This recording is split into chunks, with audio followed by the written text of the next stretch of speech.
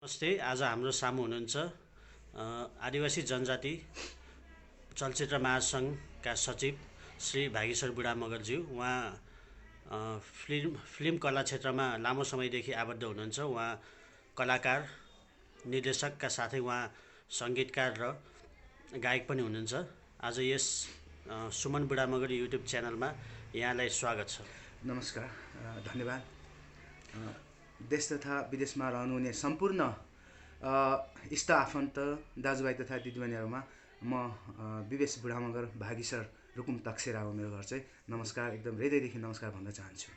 आजको यस छोटो अन्तर्वार्तामा हामी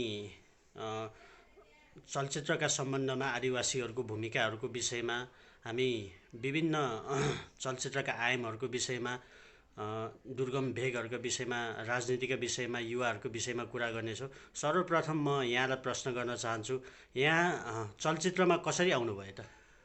चलचित्रमा यसो संयोग नै भन्नुपर्छ। मैले म चाहिँ खास सङ्गीतको विद्यार्थी थिएँ। जब आरआरमा पढ्ने बेला, सङ्गीतमा सेकेन्ड इयर पढ्ने बेला, त्यो सङ्गीतको सेकेन्ड इयरको दौरानमा हामी एउटा प्रोग्राममा थियौँ। त्यो प्रोग्राममा चाहिँ एकजना दाई आदरणीय मानबहादुर बराल मगर हुनुहुन्छ। उहाँले चाहिँ एउटा चलचित्र, मगर भाषाबाट बनिरहेको चलचित्र यानीमा आयो। त्यो चाहिँ मेरो पहिलो चलचित्र हो। उहाँले चाहिँ, भाइ तपाईँलाई अब एउटा चलचित्र यस्तो यस्तो अब आछ, कास्टिङ उहाँले गर्नुभयो। को चलचित्र निर्देशक को कता हो त्यो केही पनि थाहा थिएन मलाई। पछि हाम्रो आदरणीय चलचित्र निर्देशक प्रितम गुरुङ हुनुहुन्थ्यो। यसका निर्मात्री चाहिँ बलिसरा थापा मगर हुनुहुन्छ। उहाँ चाहिँ तनहुको हुनुहुन्छ। उहाँहरूसँग भेट भयो। मलाई खेल्छु कि खेल्दिनँ भन्ने त्यो कन्फर्म चाहिँ म आफैलाई थिएन, कन्फिडेन्स थिएन मलाई। पछि गएँ, त्यहाँ गइसकेपछि स्टोरी मन पऱ्यो। अनि त्यसपछि ल मेरो आखिर सङ्गीत र कला अनि यो फिल्मी चलचित्र क्षेत्र सबै नङ र मासुको सम्बन्ध जस्तो देखेँ मैले। अनि त्यसपछि मैले चाहिँ हुन्छ भनेदेखि उहाँहरूलाई चाहिँ खास सुरुवात चाहिँ त्यसरी भएको हो। मलाई चाहिँ, म एकदम चलचित्रमै आउँछु भनेर आएको होइन। भनेपछि तपाईँमा कलाकारिताको खासै प्रशिक्षणहरू थिएन, अभिनयको प्रशिक्षणहरू थिएन, तर पनि एकाएक पहिलोचोटिमै हिम्मत गर्नुभयो र पहिलोचोटिमै असाध्यै राम्रो अभिनय पनि गर्नुभयो। यो कुरा हेर्दाखेरि तपाईँलाई यो अभिनय कला भन्ने चिज चाहिँ सानैदेखि नै तपाईँको एक प्रकारको गुणै रहेछ भन्ने लाग्छ कि के कस्तो लाग्छ यो विषयमा तपाईँलाई? एकदम ठिक भन्नुभयो। मसँग चाहिँ के भन्छ, त्यस्तो प्रशिक्षणहरू केही थिएन। साँच्चीकै भन्नुपर्दा चाहिँ बरु हल्का अलिकति म्युजिकमा चाहिँ नलेज थियो होइन। यो चलचित्र क्षेत्रमा चाहिँ यो कला के अरे एक्टिङको कोर्सहरू मलाई कहीँ पनि लिएको थिएन। अब खेल्छु नै भन्ने मलाई मेरो त्यो उद्देश्य पनि थिएन। अब मैले भने संयोग पनि हो, तर एकदमै बच्चादेखि गुण त नभनौँ, तर केही कुराहरूले चाहिँ मलाई छोइरहन्थ्यो। गाउँतिर अब नाटकहरू गर्थ्यौँ होइन, स्कुलको प्रोग्रामहरूमा, त्यो जन्मोत्सवहरूमा प्रोग्राममा चाहिँ अब नाटकहरू गर्थ्यौँ, लोकल नाटकहरू। त्यो बेला चाहिँ अब नाटक र यो चलचित्र त फेरि फरक छ। त्यति नै हो। एकदमै जन्मिँदाखेरि नै त्यस्तो भएर आएको चाहिँ हाम्रो परिवारमा त्यस्तो छैन त्यस्तो। पहिलोचोटि क्यामेरा फेस गर्दाखेरि प्रायः सबै मान्छे नर्भस हुन्छन्, डराउँछन् होइन। तपाईँको चाहिँ पहिलोचोटि क्यामेरा फेस गर्दाखेरि मनमा के कस्ता भावनाहरू उब्जे, तपाईँको अनुभव चाहिँ कस्तो रह्यो त? त्यो साँच्चै हो। पहिलोचोटि क्यामेरा फेस गर्दा चाहिँ अब अलिकति नर्भस चाहिँ भएकै थिएँ। किनभने पहिलोचोटि फर्स्ट टाइममै मैले फेरि डाइलगसँगै अझ भन्नुहुन्छ भने यताको 12 मगरको भाषा बोल्नुपर्ने थियो। सबभन्दा समस्या त्यहाँनिर थियो मलाई चाहिँ। अब नेपालीको के हो उहरू त बुझ्थेँ, नेपाली डाइलगको यसले अर्थहरू यो भन्न खोजेको छ है, यो सिन यस्तो हो, कन्फिडेन्स थियो मलाई चाहिँ। तर प्लस माइनस चाहिँ मलाई के गरिदियो भने त्यो यताको भाषा, जस्तो हाम्रो 18 र 12को फरक छ। मगर खाममा भएको भए मैले सजिलै सक्थेँ, मगर दुधमा भएर अलिकति गाह्रो थियो मलाई। तर पनि आदरणीय मानबहादुर बराल दाई हुनुहुन्थ्यो र बलिसरा दिदी पनि हुन्थ्यो। भाषालाई चाहिँ उहाँहरूले ट्रान्सलेट गरिदिनुहुन्थ्यो। अनि सेन्सहरू बुझ्थेँ मैले चाहिँ। पहिलो दिन चाहिँ एकदम गाह्रो हो। भोलिपल्टबाट चाहिँ मैले बुझिहालेँ सबै सेन्सहरू, अर्थहरू एउटा जस्तो वर्डहरू चाहिँ हाम्रो यताको र उताको मिल्छ। अनि त्यसपछि अब सजिलो भयो पछि चाहिँ। तपाईँ अब आदिवासी जनजाति चलचित्र महासङ्घका सचिव पनि हुनुभयो होइन। यो हुनुभन्दा अगाडि तपाईँले भाषिक रूपमा होइन, जातीय चलचित्रहरू विभिन्न जात जातिका चलचित्रहरू धेरै खेल्नुभयो। अहिलेसम्म तपाईँले चलचित्र चाहिँ कतिवटा खेल्नुभयो? मैले मगरको चाहिँ 4वटा खेलेको छु होइन। अनि के भन्छ यो यानी माया, सालीज्यू, नौकर्म, लाफा, अनि ग्रुङको चाहिँ लगभग 30-32वटा चलचित्रहरूमा चाहिँ मैले सहायक निर्देशन गरेको छु।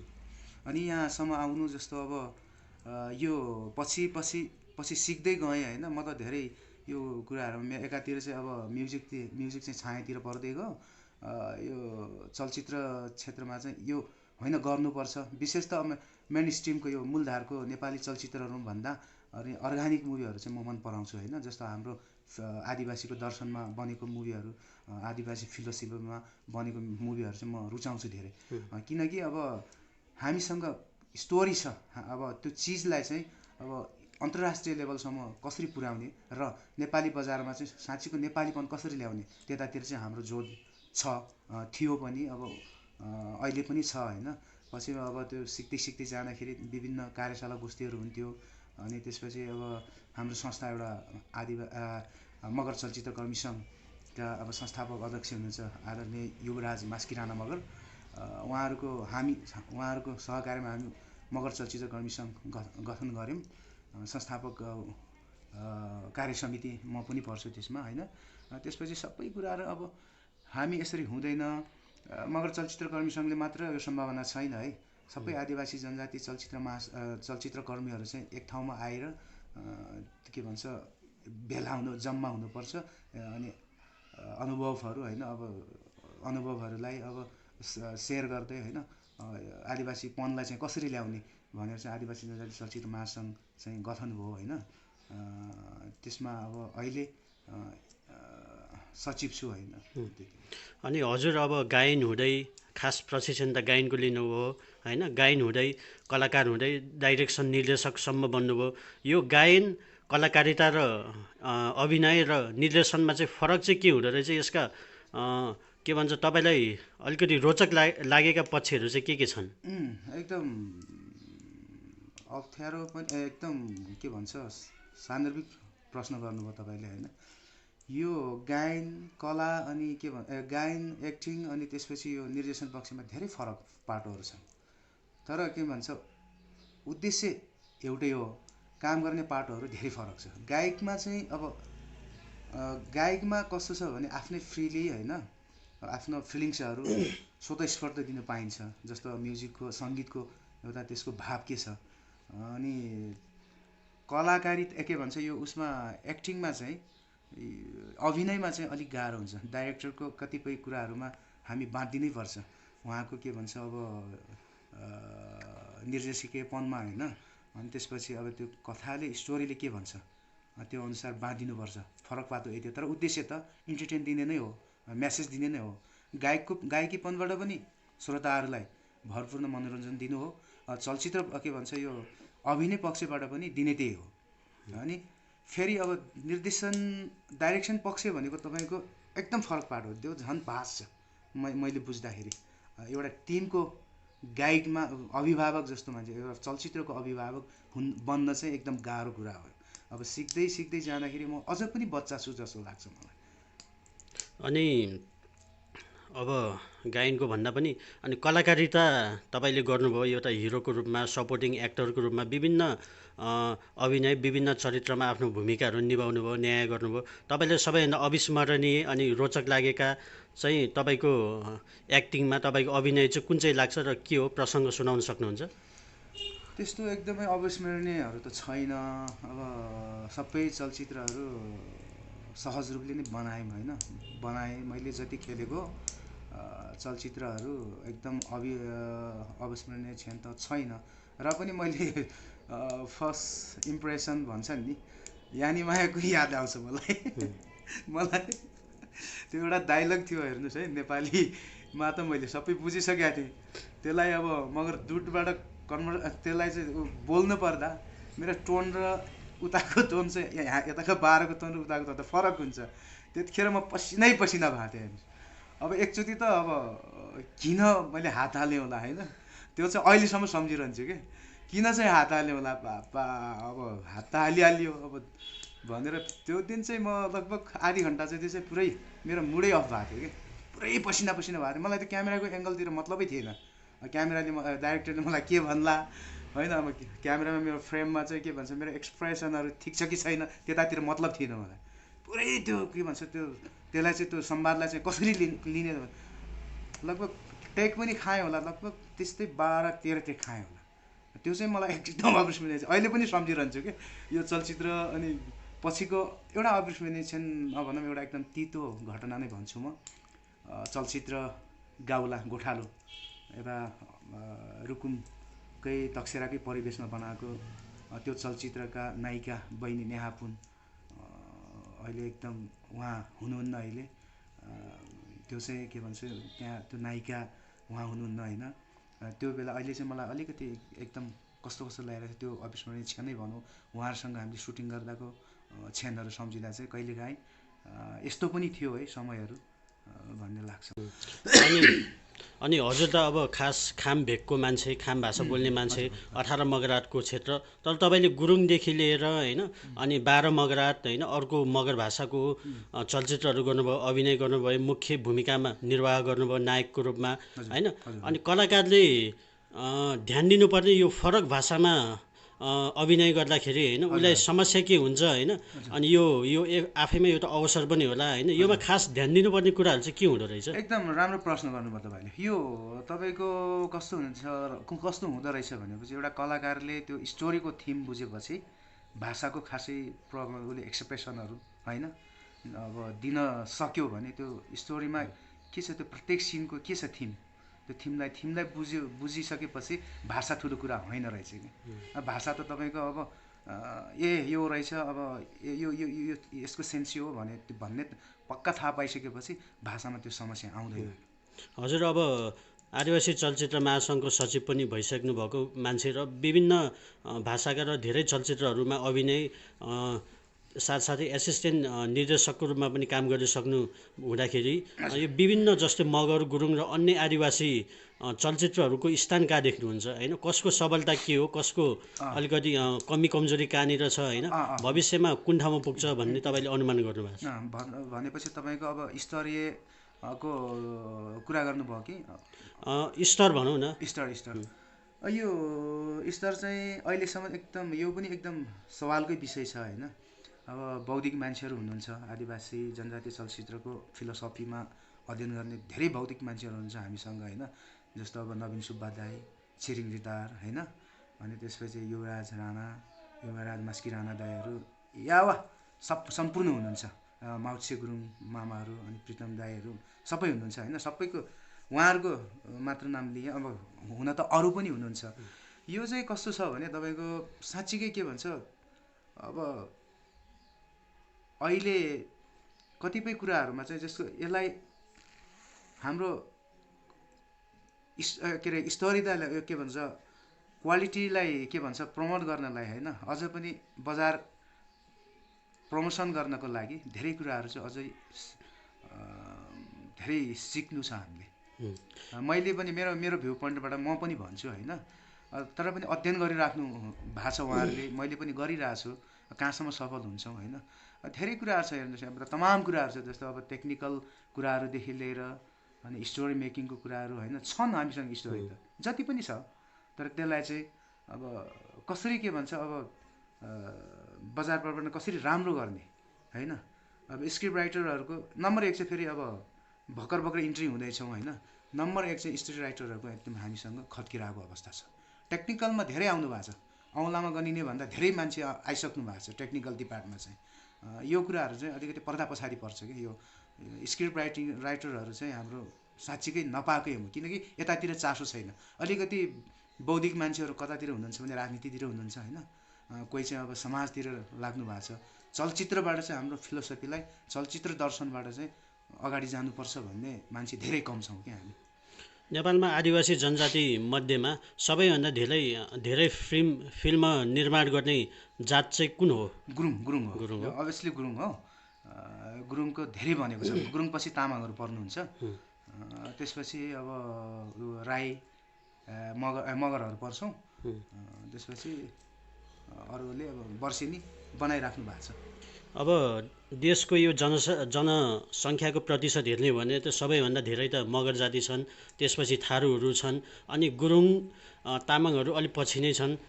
तर पनि सबैभन्दा धेरै चलचित्र निर्माण गर्नेमा गुरुङ तामाङहरू नै हुनुहुन्छ। मगर थारू पनि पर्नुहुन्छ, थारूहरू धेरै वर्षेनी धेरै चलचित्र बनाउनुहुन्छ। अनि मगरहरू पछि पर्नुको कारण के हो जस्तो लाग्छ यसमा तपाईँलाई? मैले अघि पनि भने होइन, हामीसँग धेरै बौद्धिक मान्छेहरू हुनुहुन्छ, तर यो चलचित्र दर्शनबाट चाहिँ हाम्रो कुराहरूलाई स्क्रिप्टमा के भन्छ ढाल्ने मान्छेहरू धेरै कम हुनुहुन्छ।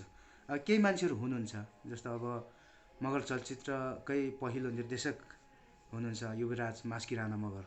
उहाँहरू जस्तो बौद्धिक मान्छेहरू 10-12 जना हुने हो भने लगभग हामी पनि बनाउँछौँ। मैले भने नि जस्तो अब प्राविधिक त टेक्निकल ग्रुप चाहिँ एक तबका के अगाडि बढिसकेका छ। यो पर्दा पछाडिको कुराहरू छ नि, त्यो स्क्रिप्टमा चाहिँ साँच्चीकै स्क्रिप्ट राइटरहरू चाहिँ हामीसँग मगरसँग धेरै कम छौँ क्या। अब सांस्कृतिक रूपमा त धनी त मगर नै होला होइन, मगर नै होला। तर पनि अलिकति के भन्छ सरदर रूपमा चाहिँ होइन, यसो मान्छेले सोच्दाखेरि एभरेज रूपमा सोच्दाखेरि चाहिँ गुरुङहरू अलि धनी भएको कारणले गर्दाखेरि उनीहरूको चलचित्र निर्माण बढी भएको हो कि? होइन होइन, त्यो होइन, त्यो कदापि होइन। उहाँहरूसँग के भन्छ सांस्कृतिक चेतना धेरै छ, यो कुराले हो। हामीसँग अब मैले भने नि त अब बौद्धिक मान्छेहरू 1-2 जना भएको बौद्धिक मान्छेहरू राजनीतितिर हुनुहुन्छ होइन, राजनीति बाहेक अनि अलि 1-2 जना अब सामाजिक काम बाहेक चाहिँ यो सांस्कृतिक चेतनामा चाहिँ साँच्चीकै गुरुङभन्दा हामी कमै छौँ। यो चाहिँ अब सम्पूर्ण फेरि विवेश बुढामगरले किन यस्तो बोल्यो भने यथार्थ हो यो कुरा चाहिँ।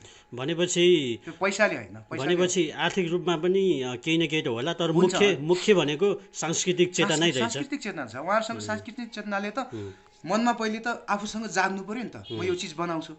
आर्थिक पक्ष भनेको त दोस्रो पक्ष हो, त्यो त अब तपाईँको अब व्यक्तिगत आउला, अब सामूहिक आउला होइन। पहिले आफूसँग सांस्कृतिक चेतना भएन भने चाहिँ त्यो आर्थिक कसरी हुन्छ त? आर्थिक भएर मात्र पनि हामी के मगरहरू धनी छैनन् र? छन् नि, कयौँ धनी छन्, तर सांस्कृतिक चेतना भएन भने उसले जति पैसा भए पनि उसलाई मसँग मानिलिनु न, मसँग सांस्कृतिक चेतना छ, मसँग पैसा छैन। पैसा भएकोहरूसँग चाहिँ के भन्छ सांस्कृतिक चेतना छैन, त्यसैले हो यो कम बनेको कारण त्यो नम्बर 1। नम्बर 2 चाहिँ फेरि अलिकति अब हामीसँग त्यस्तो खालको त्यो भने त मैले त्यो स्क्रिप्टमा चाहिँ ल स्टोरीमा ल्याउनुपर्छ यस्तो खालको भने अझ पनि सिक्दैछौँ, सिकिराख्नु भएको छ होइन, धेरै कम छौँ क्या हामीसँग। आदिवासी जनजाति चलचित्र हिजोको दिनमा कस्तो थियो, आज कस्तो छ र भविष्य तपाईँले कस्तो देख्नुहुन्छ?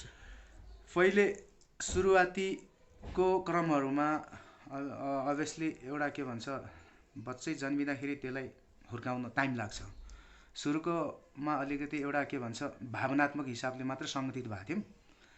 केही दोस्रो स्टेपमा चाहिँ कसरी होइन अब चाहिँ लागिराख्नुपर्छ है, सिकिराख्नुपर्छ भन्ने कुराहरू थियो। जस्तो अब मेन नेपाली चलचित्रको एउटा समस्याहरूसँग मुद्दाहरू उठाइरहेछ कि अहिले चाहिँ। जस्तो अब त्यहाँ के समस्याहरू हुन्छन् होइन, नेपाली चलचित्र के कारणले चाहिँ के भन्छ ओझेलमा परिरहेछ होइन, हाम्रो नेपालीपन कसरी ल्याउने नम्बर 1 त त्यो भइहाल्यो। जस्तो अब सेन्सरको कुराहरू भयो, नेपाली चलचित्रको अहिलेको सेन्सर एउटा नीतिहरू छ नि, अनि त्यहाँको अब चलचित्र विकास बोर्डको व्यतिथिहरू त्योसँग त्यो त्यहाँको त्यो के भन्छ यो सिस्टमहरूलाई चाहिँ के भन्छ त्यो सिस्टमहरूसँग अहिले चाहिँ लडिरहेछ कि आदिवासी जनजाति चलचित्र महासङ्घ चाहिँ। त्यसलाई चाहिँ अलिकति फराकिलो कसरी बनाउने होइन, नम्बर 1 त्यो। जस्तो नम्बर 2 चाहिँ अब हाम्रो फिल्म हाम्रो चलचित्रहरू चाहिँ हलहरूमा किन चल्दैन त होइन। जस्तो अब नेपाली त चलिरहेको हुन्छ, त्यसको पनि केही मापदण्डहरू होलान्। त्यो मापदण्डहरूसँग चाहिँ अहिले जस्तो मैले भने त्यो मापदण्ड अब सेन्सरसिपमा को कुराहरू भयो, अब नेपालको अल हलहरूमा चाहिँ किन चल्दैन होइन, त्यसलाई त्यहाँसम्म कसरी चलाउने त्यो कुरामा चाहिँ अहिले अभ्यास गर्दैछौँ हामी चाहिँ। अनि भविष्य कस्तो देख्नुहुन्छ आदिवासी जनजाति चलचित्रको? यो चलचित्रको भविष्य आदिवासी जनजाति चलचित्र महासङ्घको भविष्य भन्दा पनि पुरै नेपाली चलचित्रको भविष्य नै भन्छु म चाहिँ होइन। अब राम्रो हुन्छ किन राम्रो अभियसली किन राम्रो हुन्छ भनेपछि त्यो सिस्टमहरूलाई जस्तो अब 2022 सालकै के भन्छ राजा महेन्द्रको के भन्छ नीति चलचित्र नीति छ नि, त्यो केही बिचमा केही संशोधन भएको छ। त्यहाँको केही अब कुराहरू केही अब त्यो नीतिहरू छ नि त्योलाई खुकुलो बनाएनौँ भने नेपाली चलचित्र आदिवासी चलचित्रहरू कहिले पनि उँभो लाग्दैन। यो चाहिँ कन्फर्म हो। जस्तो हामीसँग आदिवासी एउटा फिलोसफीमा बनेको केही कुराहरू छ नि त्यसलाई चाहिँ अब सेन्सरसिप लगाइदियो भने त्यो त मूल स्टोरी नै मऱ्यो हेर्नुहोस् होइन। त्यो स्टोरी मरिसकेपछि त्यो चिज कहाँबाट आउँछ त? त्यो त अब पहिले चलचित्र बनाउँदाखेरि उनीहरूको जस्तो राजा रजौताहरू होइन उनीहरूको जस्तो पावर सरकारमा उनीहरूको वरिपरि त्यो सेन्सरसिप बन्यो क्या। अनि त्यो भएको हुँदा नेपाली चलचित्रको स्टोरीहरू चाहिँ अलिकति पिकअप नदिएको कारणै हो। जस्तो कतिपय आदिवासी जनजाति चलचित्रमा त होइन नेपाली चलचित्र क्षेत्रमा खतरा खतरा राइटरहरू हुनुहुन्छ क्या। उहाँहरू एकदम राम्रो राम्रो के भन्छ लेखकहरू हुनुहुन्छ तर उहाँहरूको लेखनी लेखसिप छ हेर्नुहोस्। त्यो पुरै लेखेको कथालाई चाहिँ के भन्छ त्यो जस्ताको जस्तै उतार्न पाइनँ त्यो कथा पनि मऱ्यो चलचित्र पनि अपुरो भयो। यो यथावत समस्याहरू छ त पछि राम्रो हुन्छ। मेन चाहिँ के भन्छ मुख्य चाहिँ अब आदिवासी जनजाति चलचित्र महासङ्घ बौद्धिक मान्छेहरू हामी चाहिँ त्यतातिर हाम्रो चाहिँ के भन्छ ऊ चाहिँ हाम्रो जोड चाहिँ त्यतातिर छ। अनि गायनको रूपमा कुरा गर्दाखेरि हजुरले अहिलेसम्म समग्रमा के कति गीत गाउनुभयो र के कति गीतमा सङ्गीतहरू भर्नुभयो? मैले लगभग गाउन त म थोरै मात्र गाएको छु, धेरै गाएको छैन। लगभग 10वटा जति गाएको छु। चलचित्रको धेरै गाएको छु। चलचित्रमा तपाईँको यो मोडेल्नी लोकन्ती भन्ने चलचित्र यो चाहिँ 18 मगर क्षेत्रको मगरखामबाट बनेको। त्यसमा सङ्गीत मैले नै दिएको हो। केही सङ्गीत ध्रुवजीले दिनुभयो होइन। तर प्रायः चाहिँ मैले नै दिएको हो। ध्रुवजी र मैले सङ्गीत रूपमा होइन। अनि पछिल्लो चलचित्र गाउला गोठालो युपा त्यसमा नि मेरो स्वर छ। जस्तो सुस्केरा हाल्दै बथान हाँक्दै होइन। अनि त्यो गीत भयो। अनि मोडेल्नीमा चाहिँ जल जलाको फेडमुनि होइन गुराँस फुलेको छन्, धेरै छन्।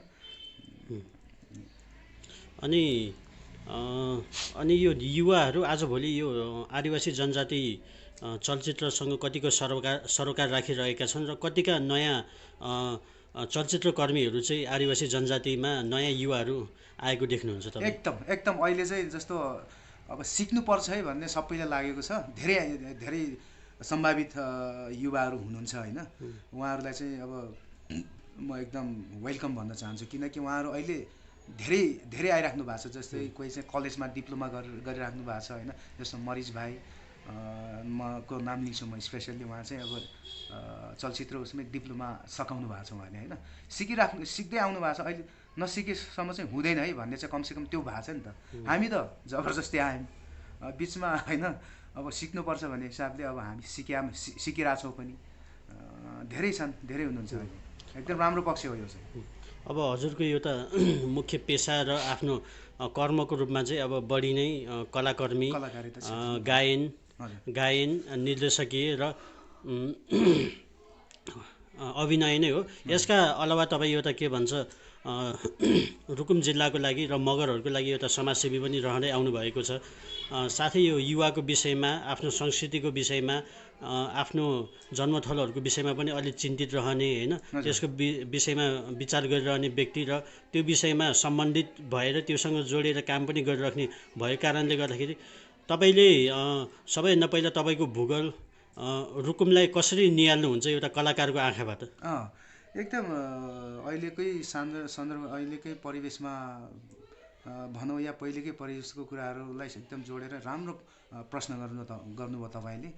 साँच्चीकै भन्ने हो भने हाम्रो विशेष रुकुम जिल्ला रुकुम पूर्व अझ होइन। म एउटा सामाजिक चेतना अनि यो सांस्कृतिक चेतना भएको एकदम मान्छे हुँ भन्न रुचाउँछु। किनकि राजनीतिक चेतना भन्दा पनि सामाजिक र यो के भन्छ सांस्कृतिक चेतना पहिले आयो भने राजनीतिक चेतना स्वतः स्फुर्त आउँछ। अब यतातिर अहिलेको युवा अवस्था के छ भने पहिले त त्यसको असर भनेको 10 वर्षको एउटा जनयुद्धले पनि हो होइन। त्यहाँनिर म के देख्छु कतिपय कुराहरूमा चेतना दिएको छ नदिएको भन्दिनँ म। तर जति फड्को मार्नुपर्ने थियो नि हाम्रो युवाहरूले त्यसले चाहिँ के भन्छ साँच्चीकै साँगुरो बनाएको छ कि। अब त्यसको कुरा मेन कुरा भनेको के हो त शिक्षा हो। त्यो एजुकेसनमा जस्तो अहिले पनि म के देख्छु भने कतिपय मान्छेहरू त्यो पहिलेको त्यो 10 वर्षको ठ्याक्कै 20 वर्ष डबल हानिदिएको छ क्या त्यो उनीहरू पिकअपमा नआउनुको। हुन त यसकोमा त सबै खत्तम भयो म भन्दिनँ, त्यसले केही चेतनाहरू पनि आएको छ, तर पनि समग्रमा चाहिँ हाम्रो त्यहाँको अब युवाहरूलाई म के भन्न चाहन्छु भने मेरो तर्फबाट पहिलो कुरा चाहिँ आफैले चिन्ने कोसिस गर्नुहोस्। अरूलाई के भन्छ, अरूको बयान अरूको पछि गर्नुभन्दा होइन आफैले चिन्ने कोसिस गरौँ। त्यो भनेको पहिले शिक्षामा जोड दिउँ। भन्दाखेरि फेरि अब कतिपय मान्छेहरूलाई अब त्यो नराम्रो लाग्न सक्छ होइन। मेन कुरा मेरुदण्ड भनेको शिक्षा नै हो। शिक्षामा जोड दिनुहोस्, तमाम साथीहरू शिक्षामा जोड दिनुहोस्। बाँकी भनेको त आफै अटोमेटिकली आइहाल्छ। तपाईँले एउटा समाजसेवी र एउटा संस्कृतिकर्मी पनि भन्न म रुचाउँछु। अनि यो रुकुमको संस्कृति यो परम्पराहरूलाई तपाईँले कसरी हेरिरहनु भएको छ यसलाई? एकदम कुरा मैले साँच्चीकै यो कुराहरू लगभग अब आधी दशक नै बित्न लागिसक्यो होइन। म एक्लैले मात्रै पनि म केही गर्न सक्दिनँ। म एउटा टिमवर्क चाहिन्छ। यो संस्कृतिहरूलाई चाहिँ अलिकति एक ठाउँदेखि अर्को ठाउँसम्म चाहिँ आदान प्रदान गर्न होइन, चिना परिचित गर्नको लागि एउटा टिमवर्क चाहिन्छ। त्यो हामीसँग तमाम यस्तो पौराणिक सांस्कृतिक चिजहरू छ होइन, पौराणिक कलाहरू छ। तिनीहरूलाई चाहिँ अलिकति हुन्छ नि अलिकति फ्युजन गरेर राष्ट्रसम्म कसरी ल्याउन सकिन्छ, त्यो चिन्तामा छु म अहिले। होमवर्क पनि गर्दैछु। आशा गरौँ अब टिमवर्क बिना चाहिँ सम्भव छैन होइन। एक्लैले त अब हुनेवाला केही पनि होइन। एउटा टिम बन्दैछ हाम्रो। त्यो टिम सशक्त बनिसकेपछि सायद हामी त्यहाँको त्यो पौराणिक कलाहरू, पौराणिक संस्कृतिहरू, सांस्कृतिक चिजहरू होइन, त्योहरूलाई चाहिँ हामी एक जिल्लादेखि छिमेकदेखि अर्को छिमेक गाउँ, अर्को जिल्लादेखि राष्ट्रसम्म चाहिँ पुर्याउने हाम्रो लक्ष्य छ। रुकुममा विशेष गरी तकसेरा, हुकाम, मैकोट, कोल र लुकुम अनि राङ्सीलाई विशेष सांस्कृतिक क्षेत्रको रूपमा हेरिन्छ होइन। यी मैले उल्लेख गरेका विशेष ठाउँहरूमा होइन तपाईँले सकारात्मक रूपमा देख्नुभएका संस्कृतिहरू र नकारात्मक रूपमा देखेका संस्कृतिहरू तपाईँले के उल्लेख गर्न चाहनुहुन्छ? अब म चाहिँ पहिले नकारात्मक भन्दा पनि अब सकारात्मक कुराहरूलाई निहाल्छु होइन। सकारात्मक कुराहरू निहाल्दाखेरि त अब कति तमाम छ, एउटाको नाम दिएर सम्भवै छैन अहिले। यहाँ पुरै के भन्छ घन्टौँ टाइम लाग्छ होइन। त्यो नकारात्मक खासै अहिलेसम्म म भेटिरहेको छैन। सकारात्मक पक्ष पहिले भेटिएपछि न के भन्छ नकारात्मक कुराहरूलाई हामीले ल्याउने हुने होइन। यहाँ यो कुरामा चाहिँ नकारात्मक हुँदो रहेछ भन्ने कुराहरू अब पछि आउने कुराहरू यिनीहरू चाहिँ अहिलेको हाम्रो अध्ययन चाहिँ अब सकारात्मक कुराहरू के छ। तपाईँले ठिक प्रश्न गर्नुभयो। नकारात्मक पनि त होला नि त, त्यहाँ अब नेगेटिभ कुराहरू पनि होला। त्यो नेगेटिभको अब पोजिटिभले चाहिँ अब नेगेटिभलाई कति असर गरिरहेछ होइन, त्यो कुराहरू पनि होला नि। जस्तो अब मानिलिउँ मैले एउटा जस्तो हाम्रो अब उसमा के भन्छ हाम्रै तकसेराकै परिवेशको एउटा के भन्छ अब एउटा सांस्कृतिक पक्ष चाहिँ होइन, एउटा संस्कृति छ नि। जस्तो अब साउने सङ्क्रान्तिमा हिलो खेल्ने चलन छ नि। त्यो एउटा त्यहाँको फिलोसफीमा त एकदम राम्रो हो। त्यो हिलो खेलेर पुरा त्यो त्यस्तो हिलोमा होइन पुरै हिलो पनि पुरा के भन्छ तल त्यो मल अनि त्यो सुँगुरको गुहरू त्यस्तो भएकोमा चाहिँ हुन्छ नि। त्यो खेल्ने एउटा नेचुरल पक्ष भनेको त त्यहाँको राम्रो हुने। तर त्यसको नेगेटिभ कुरा भनेको चाहिँ त्यहाँ मान्छे त्यसले अब बिरामी हुनसक्छ कि त्यो कुराहरू कहिले काहीँ त त्यो खेल्दा मुखमा पनि जान्थ्यो क्या। त्यो खेल त एकदम रमाइलो खेल हो, त्यो इन्ट्रेस्टिङ खेल हो त्यो होइन। यति मजाको खेल छ कि त्यहाँ अब मान्छेहरू त्यस्तोमा पनि अब जुरुक भएर किन खेल्छन् त, त्यसको त त्यो कुराहरू चाहिँ हामी खोज्दैछौँ कि अब मान्छेहरू किन त्यस्तो हिलोमा पनि किन खेल्छन्, त्यो त गजब कुरा हो त्यो फेरि। तर त्यसको नकारात्मक पक्ष भनेको चाहिँ अब त्यस्तो हिलोमा त्यो बिरामी त बाइ द वे अब यताउता होइन। मान्छेलाई चाहिँ केटाले केटीलाई पुरा के भन्छ अब जबरजस्ती यसरी ढालेर, तर केटीहरू पनि बुरुक हुन्छन् क्या। तर किन त त्यो त राम्रो पनि आएको त्यो के भन्छ त्यो नेचुरल कुराले उनीहरूलाई बुरुक बनाएको। भनेपछि संस्कृति ठिक छ, तर हामीले अलि सजगता होइन अलिकति विचार पुऱ्याएर स्वास्थ्यका कुराहरूमा ध्यान दिएर हामीले सांस्कृतिक पक्षलाई हामीले संरक्षण गर्नु पर्यो। त्यो गर्नु पर्यो। तर त्यो पनि यस्तो हो है फेरि अब त्यस्तै गर्दाखेरि त्यसको मर्महरू मर्ने हो कि होइन। खेल्ने त खेल्ने हिलो होइन, तर आजभोलि चाहिँ अलिक धेरै आधुनिकतामा गएर रहेछ। पहिलेको जस्तो रहन्छ अहिले पानीले छ्याप्ने राम्रो हिलोमा खेल्नु हुँदो रहेछ। लगभग 10-15 वर्षपछि गइयो गाउँमा। अब त्यो पहिलेको अवस्थाको खेल्दाखेरिको अहिलेको अवस्थाको खेल्दा धेरै अन्तरहरू पाएँ अहिले चाहिँ अलिकति हुनु भएको रहेछ त्यो। अब जस्तो कि अब हरेक कुरामा चाहिँ राजनीति जोडिई नै हाल्छ होइन। राजनीति हरेक ठाउँमा जोडिने चिजै हो, त्यसैलाई कसैले निम्ताउन पनि निम्त्याएर आउने पनि होइन, त्यो आफै हरेक चिजमा जोडिने र आफै आउने चिज हो। जस्तो कि राजनीतिमा अधिकांश कुरा चाहिँ जोडिन्छ र राजनीतिले हरेक कुरालाई चाहिँ एउटा दिशानिर्देश गरिरहेको हुन्छ होइन। यो मानेमा तपाईँ एउटा संस्कृति कर्मी होइन, एउटा समाजसेवी र एउटा कलाकार कर्मी, चलचित्र कर्मीको रूपमा होइन, मलाई के लाग्छ भनेपछि एउटा नेतामा चाहिँ एउटा सांस्कृतिक चेतना, एउटा चलचित्र कला सम्बन्धी चेतना हुन जरुरी छ, ताकि उसले चाहिँ पछि गएर त्यो कलाकारितामा, संस्कृति बचाउमा, संरक्षणमा, विकासमा उसले लगानी गर्न सकोस् होइन। रुकुमका नेताहरूमा तपाईँले मगरहरूमा अथवा समग्र रुकुमकै नेताहरूमा सांस्कृतिक चेतना जागरण विकास गर्नुपर्छ होइन, संस्कृतिलाई बचाउनुपर्छ, यसलाई चाहिँ झन् राम्रोली विकास गर्नुपर्छ, यसको प्रवर्धन गरेर पर्यटनहरू ल्याउनुपर्छ भन्ने चेतना भएका नेताहरू कतिको भेट्नुहुन्छ होइन। अनि पछि गएर अनि अहिलेको समयमा पनि नेताहरूले संस्कृतिको लागि होइन, संस्कृति विकासको लागि र यसको प्रवर्धनको लागि होइन, कलाकारिताको लागि कतिको लगानी गरेको तपाईँले देख्नुहुन्छ?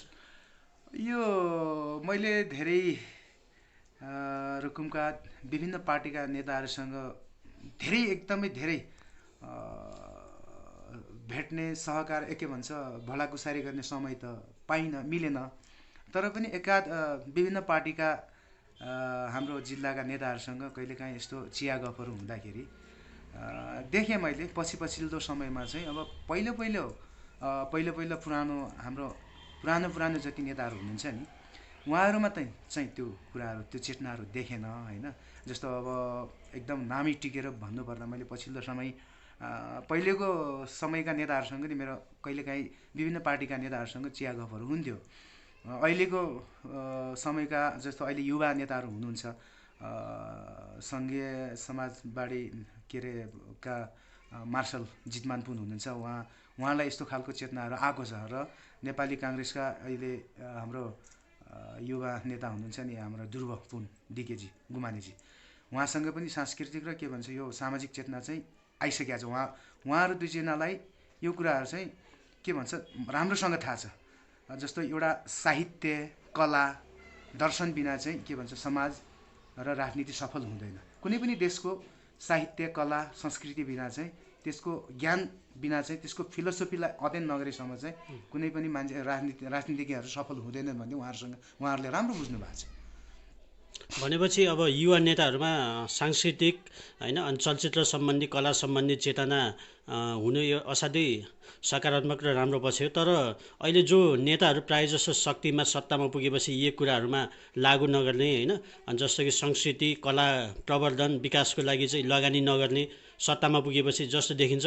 अहिलेका नेताहरू जो शक्ति सत्तामा हुनुहुन्छ, जस्तो कि वडा अध्यक्षदेखि लिएर वडा सदस्य लगायत गाउँपालिका प्रमुखहरूसँग ठ्याक्कै अख्तियार हुन्छ, उनीहरूसँग शक्ति हुन्छ, उनीहरूसँग सरकारी बजेट हुन्छ, तिनीहरू चाहिँ कला सम्बन्धी, चलचित्र सम्बन्धी र संस्कृति, समाजसेवा, संस्कृति संरक्षण र प्रवर्धनको लागि कतिको उनीहरूले आफ्ना अख्तियार, आफ्ना शक्ति, बजेटहरू प्रयोग गरेको तपाईँले देख्नुहुन्छ?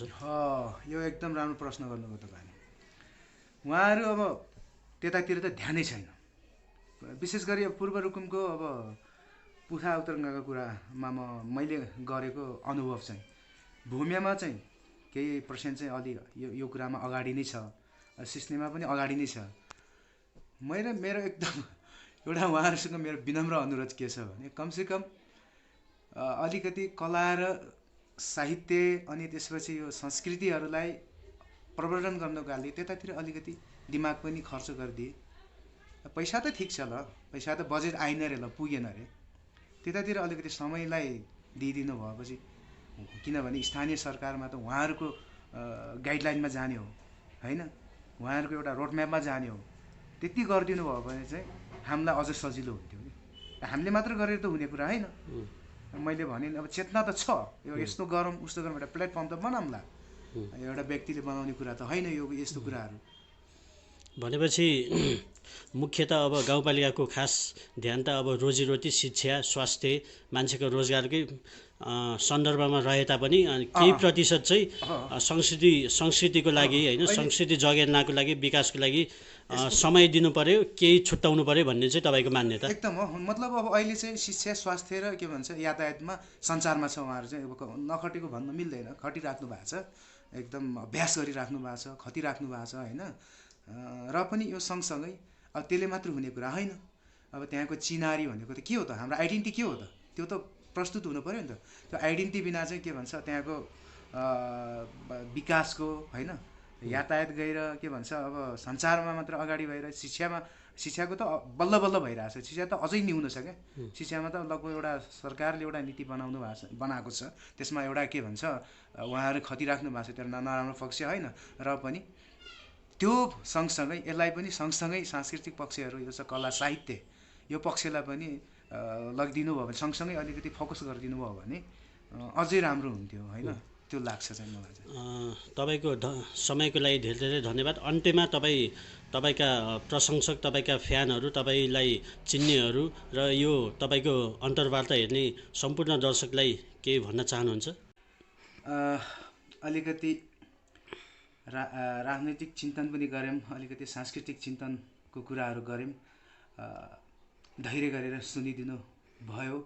यहाँहरूलाई धेरै धेरै हृदयदेखि नमस्कार भन्न चाहन्छु र चलचित्रलाई फुर्सद भएमा हेरिदिनुहोस् अनि कमी कमजोरीहरू भनिदिनुहोस्। सम्पूर्ण मेरा शुभचिन्तकहरूलाई, मेरो आफन्तजनहरूलाई यही भन्न चाहन्छु। हस्, नमस्कार।